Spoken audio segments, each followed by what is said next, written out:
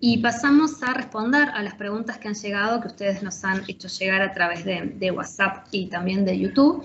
Así que bueno, le damos la bienvenida a Danilo Cabrera, a Tilio Benatti y a Maxi, que nuevamente cumplirá la tarea de traductor. Agradecemos justamente esta tarea. Bienvenidos y muchas gracias por acompañarnos en esta instancia en vivo. Y bueno, la primera pregunta va a estar dirigida a Danilo, que nos dice que me gustaría que explicara mejor la poda de renuevo, los 3 o 10 centímetros. ¿Son el largo de rama que debe de quedar después de podar o es el largo que se saca? ¿Qué quedó esa duda? Bien, gracias, Mónica. No, esos centímetros que yo hablaba en la presentación son de la base, es lo que queda sobre los ejes principales, lo que queda de la rama que se poda, ¿no?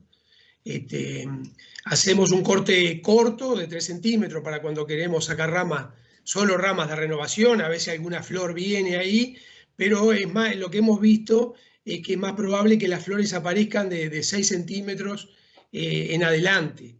Entonces, bueno, cuando queremos floración y renovación, dejamos de 6 a 10 centímetros, pero es en la base de la planta que queda. Y complementario, bien, complementario de esta pregunta, nos dicen si podrías aclarar más sobre cómo se selecciona la rama a cortar.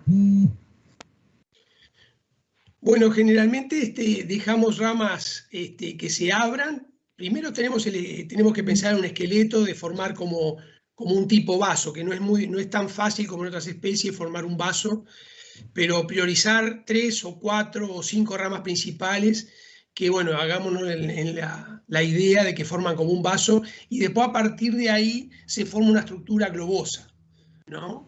Pensemos también que es un poco como el manejo que se hace en citrus, que generalmente le hacemos una abertura en la parte central del lado norte para que le entre el sol. Después, a partir de ese esqueleto empezamos a dejar ramas verticales y las ramas que nosotros tenemos ramas horizontales, y las ramas que nosotros tenemos que sacar son las que se insertan en forma vertical, las ramas secundarias que se insertan en forma vertical, o las que van hacia abajo, que son a veces las que se entrelazan con las del piso de abajo, y esas son las que están más sombreadas, las que van hacia abajo, o las que dan más sombra al resto de la planta son las verticales.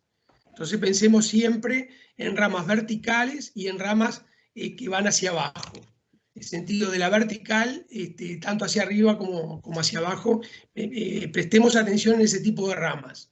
Sacando ese tipo de ramas, ustedes van a ver que la planta ya de por sí queda más, con más iluminación. Y tratando de formar en las ramas horizontales una espina de pescado, algo así. Bueno, sí, bien la explicación, pero se ve que el tema interesa bastante. Y nos preguntan, Danilo, si hay alguna publicación o si pueden acceder a más información sobre cómo podar los árboles. Sí, la verdad que hemos escrito muy poco en cuanto a manejo en general. Son experiencias que hemos tenido en estos últimos años de manejar las plantas en las colecciones. Como yo le mostraba en la presentación, la mayor experiencia que productores, Domingo Luisi en el módulo donde tenemos el ensayo. Una lástima que no se pueda hacer presencial, que no se puedan hacer visitas, que no se puedan hacer charlas específicas de estos temas, pero ya la vamos a tener. Como digo, hemos aprendido junto a los productores, junto a los colegas que tienen estos módulos que van llevando las plantas, y publicaciones tenemos muy pocas. Sí, hay algo que es muy elemental de otros países, como de Colombia, de Nueva Zelanda, y nosotros lo que hemos escrito está en el material de los encuentros. Me acuerdo que en Melo empezamos a hablar ya creo que era el 6º o 7º encuentro, empezamos a hablar de manejo y ahí hablamos algo de poda, que bueno, ahora estamos profundizando un poquito más, con más experiencia, pero como decía, no aún con ensayos. Estamos, como hablamos ayer, repito, domesticando la especie y estamos formando los primeros cultivares, y a partir de eso hay que empezar a crear y a investigar y a estudiar en nuevos ensayos específicos de estos temas para empezar para seguir avanzando, ¿no? Pero hay poco publicado, sí.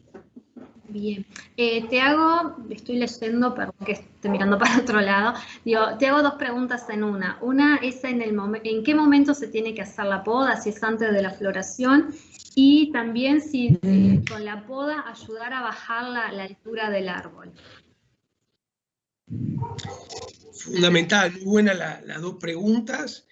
Lo decía en la charla, el momento es el invierno. Siempre la poda de los frutales se caracteriza por ser una poda invernal para agarrar el árbol cuando ya bajó sus reservas al tronco, a las ramas, y bueno, y es cuando le hacemos menor daño a la planta, ¿no?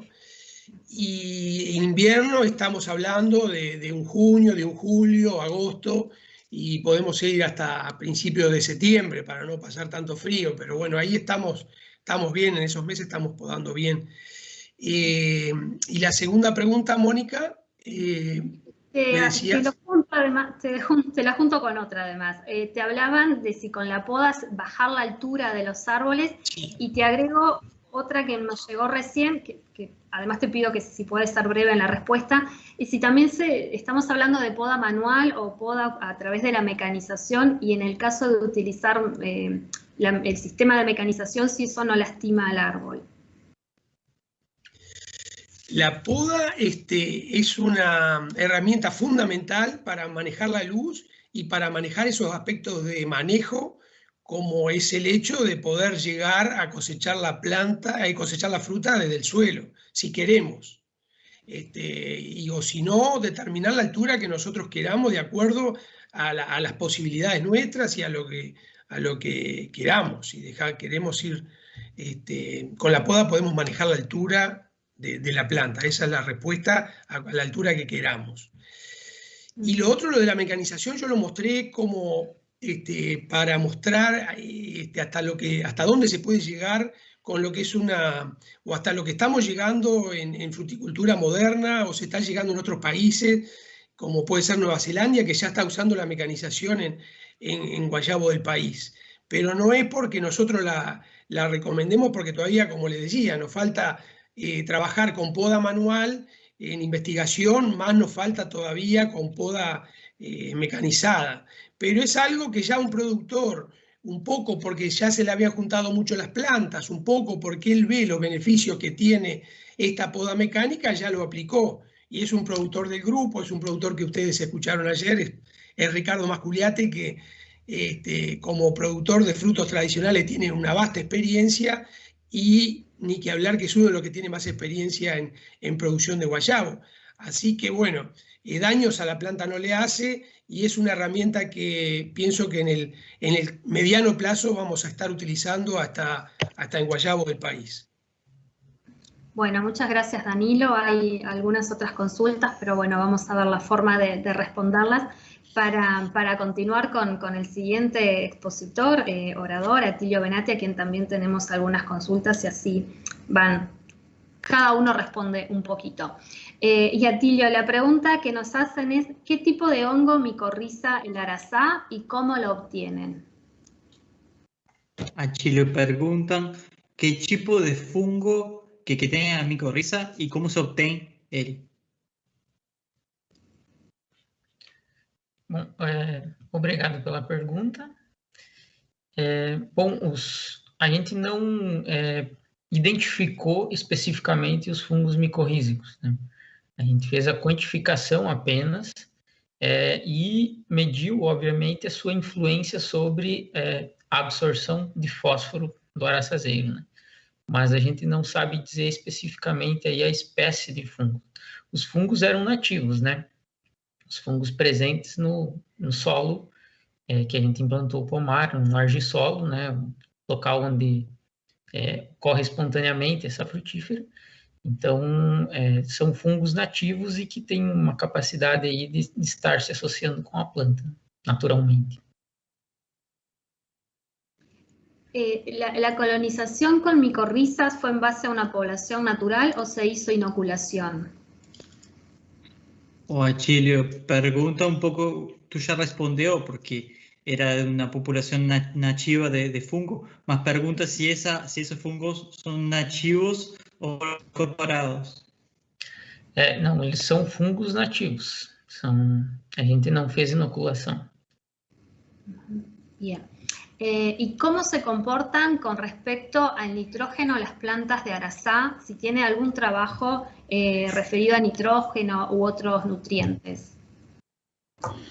Perguntan como se comportam as mudas de araçazeiro amarelo ou as plantas no pomar com respeito ao nitrogênio. E se tem algum trabalho que tenham desenvolvido com nitrogênio ou algum outro elemento. Sim. Bom, a gente não tem trabalhos com variável resposta, né, do araçazeiro a nitrogênio. Não saberia hoje lhe dizer, pelo menos não é do meu conhecimento, que se tem esses trabalhos com outros nutrientes, mas certamente são áreas aí, são investigações que valem a pena se realizar, né? A gente, inclusive, observou que o araçazeiro tem comportamento distinto aí na absorção principalmente de potássio, né? Então, devido a gente ter elevado o pH do solo, a gente também aumentou a CTC, né, do solo. E, consequentemente, isso fez com que o araçazeiro absorvesse menos potássio, ou pelo menos demonstrasse maior sensibilidade à falta de potássio. Então, com certeza, adubações com nitrogênio e potássio hoje seriam de muita importância para fazer esse ajuste final, principalmente também na parte de adubação de produção do araçazeiro, né? Nós testamos até então as doses de calcário e fósforo sobre o crescimento do araçazeiro. A gente está avaliando colheita agora, fechamos 3 anos esse ano, então talvez mais alguns anos a gente tenha essa resposta aí da melhoria, principalmente em relação ao fósforo e o pH sobre a produção do araçazeiro. Bueno, muy bien. Muchas gracias a Tilio por esta respuesta, también a Danilo y a Maxi. Y bueno, cerramos entonces la parte de exposiciones y también de respuestas a las consultas que ustedes nos hicieron llegar del segundo módulo sobre el manejo del cultivo.